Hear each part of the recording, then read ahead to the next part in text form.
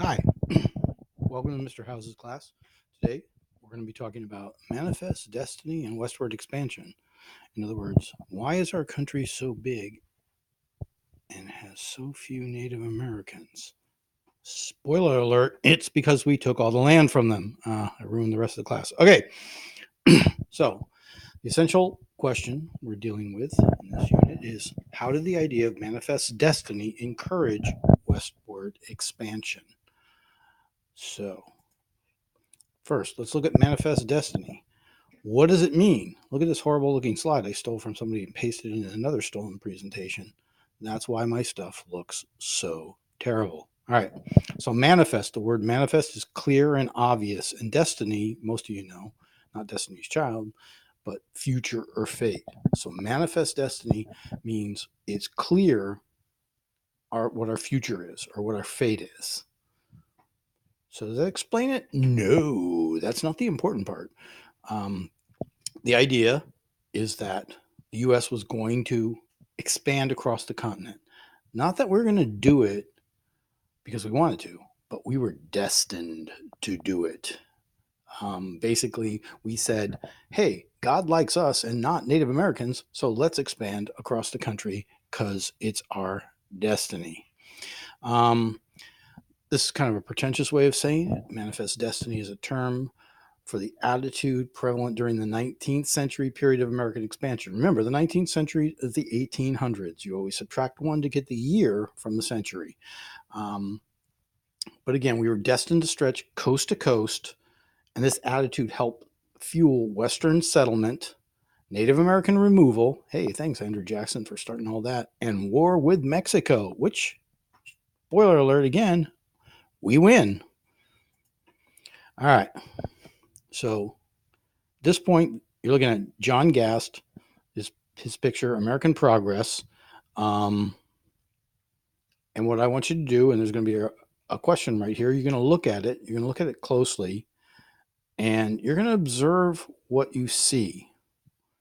And think about it. If you look at this lady and what she looks like, I would say ethereal, like this, and look at these guys. They got their tools. Here's a stagecoach they're running this way. Oh, what is she carrying? What is that? What could that be? And look at these trains. Choo, choo, choo. Okay, that was a little silly, even for me. They're coming, right? There's tracks back here. Are the tracks here? Oh, no, not yet. All right. So you're going to write about this prompt. There's going to be a writing prompt for my students. If you're not my students, you can take this opportunity to go to the bathroom or get yourself a tasty beverage. All right. So, under Manifest Destiny, here's our reasons to go west. Basically, three. One is religion. Missionaries to convert Native Americans. That's not really true. We did send some missionaries to convert Native Americans. Mostly we just wanted to give them smallpox, shoot them in the face, and take their stuff. But also some of our religions wanted to go west, like the Mormons, to get away from other people who didn't like Mormons. So it was religion, but not all to convert people. And then gold, California gold rush, we'll learn about. That was a huge rush of people. And economic opportunity. Economic opportunity really stems from number three, land. Lots and lots of land, and some of it free. We all like free stuff, especially land.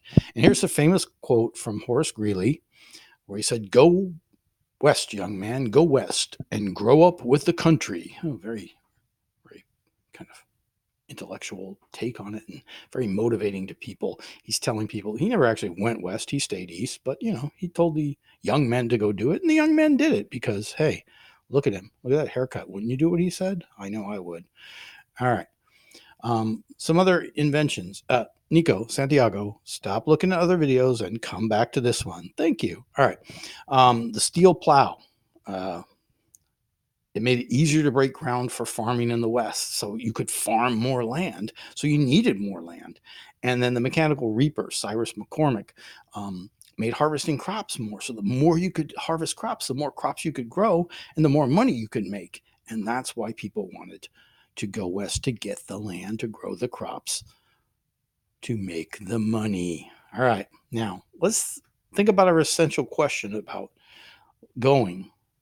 Is it right to implement manifest destiny? And there's several points to this, pros and cons. I know some of us are debaters. So on this debate, if we look at the pros, right? God wants us to expand, more land for America. There could be gold, right? But you look at some of the cons that go with it. We're taking land from the Indians. Well, if we're looking from the lens of people back then, it's not really like a lot of people cared about that so much.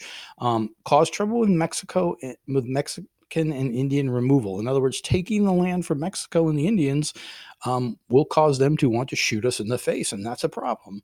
We always want to avoid getting shot in the face and to shoot the other people in the face so you can take their stuff. Positive, you more farmland again, possibly for cotton. Uh-oh, look out. Slavery. Yeah, that's on the con.